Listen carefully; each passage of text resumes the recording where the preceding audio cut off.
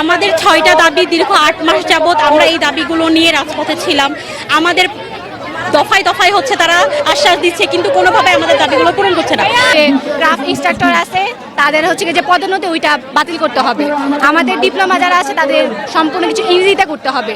তারপর হচ্ছে কি আমাদের যে এতগুলা পলিটেকনিক তাদের মাত্র একটা মাত্র বিশ্ববিদ্যালয়, ওই আমাদের জন্য আরো বিশ্ববিদ্যালয় দরকার, তো ওইটা করতে হবে।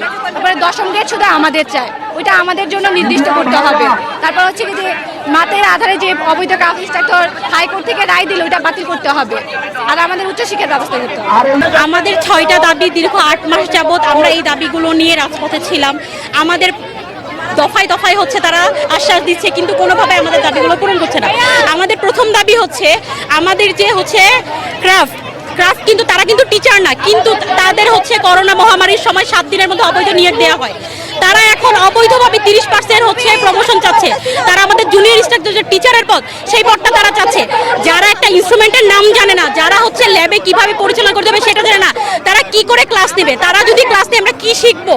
তারপর হচ্ছে আমাদের যে হচ্ছে আমাদের বিশ্ববিদ্যালয় একটা, সেটা হচ্ছে ডুয়েট। এখন আমরা হচ্ছে আমাদের 49টা পলিটেকনিক, সেখান থেকে অনেক স্টুডেন্ট বের হয়। প্রাইভেট পলিটেকনিক আছে, আমরা হচ্ছে ডিপ্লোমাটা শেষ করে আমরা যে উচ্চশিক্ষার জন্য বিএসসি করব, একটা পলিটেকনিক একটা ডুয়েটে হচ্ছে আসন সংখ্যা খুবই সীমিত। আমরা কিভাবে আমাদের পড়াশোনাটা কমপ্লিট করব? আমাদের তো আসন নেই। আমাদের জন্য হচ্ছে এখন আমাদের একটাই আমাদের দাবি হচ্ছে আমাদের জন্য আরও যেন ভার্সিটি বাড়ানো হয়, ইঞ্জিনিয়ারিং ভার্সিটিগুলো বাড়ানো হয়, এবং আমাদের যে অবৈধভাবে নিয়োগগুলো, তারপরে 10ম গ্রেডে যে হচ্ছে অন্যান্য নিয়োগ দিচ্ছে, 10ম গ্রেডে অন্যান্যরা এসে হচ্ছে জয়েন করতেছে। এটা তো শুধুমাত্র একমাত্র ডিপ্লোমাদের জন্য এটা সংরক্ষণ করা, কেন এখানে তারা অন্যদের নিয়োগ দিচ্ছে? আমরা চাচ্ছি এই নিয়োগ নীতিমালা চেঞ্জ করে নতুনভাবে প্রণয়ন করা হোক, আমাদের সকল দাবিগুলো মেনে নেওয়া হোক, আমরা রাজপথ ছেড়ে দিব। এতদিন ধরেও চলছিল, কাফন মিছিল চলেছে এবং একের পর এক চলতেছে। যেমন আজকে আমরা প্রতিবাদী মিছিল, কালকেও চলেছে গাজীপুরে, আজকে সেটা আমরা ঢাকা পলিটেকনিক এবং বিভিন্ন প্রতিষ্ঠান মিলে আমরা এটার প্রতিবাদ জানাচ্ছি। এরপরে যদি কখনো আজকে যদি তারা মেনে নেয় তাহলে আমরা এখানেই সমাপ্ত করব, কিন্তু যদি তারা না মানে তাহলে পরবর্তীতে আমাদের যারা নেতৃত্ব দিচ্ছেন তারা তাদের পক্ষ থেকে জানিয়ে দেবেন আমাদের পরে কি পদক্ষেপ নেওয়া হবে। কিন্তু যতক্ষণ না মানা হবে ততক্ষণ আমরা ছাড়ছি না রাজপথ। ক্রাফট ইনস্ট্রাক্টর আছে তাদের হচ্ছে যে পদোন্নতি ওইটা বাতিল করতে হবে। আমাদের ডিপ্লোমা যারা আছে তাদের সম্পূর্ণ কিছু ইংরেজিতে করতে হবে।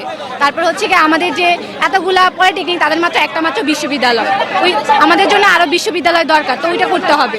তারপরে 10ম গ্রেড শুধু আমাদের চাই, ওইটা আমাদের জন্য নির্দিষ্ট করতে হবে। তারপর হচ্ছে কি যে মাতের আধারে যে অবৈধ ক্রাফট ইনস্ট্রাক্টর হাইকোর্ট থেকে রায় দিল ওইটা বাতিল করতে হবে। আর আমাদের উচ্চশিক্ষার ব্যবস্থা করতে হবে। আমাদের কুমিল্লার ভাইদের উপরে অনেক হামলা করা হয়েছে, আমাদের কুমিল্লার ভাইরা অনেক রক্তাক্ত হয়েছে, কিন্তু আমরা এই দাবি না মানা পর্যন্ত আমরা এই রাজপথ ছাড়বো না।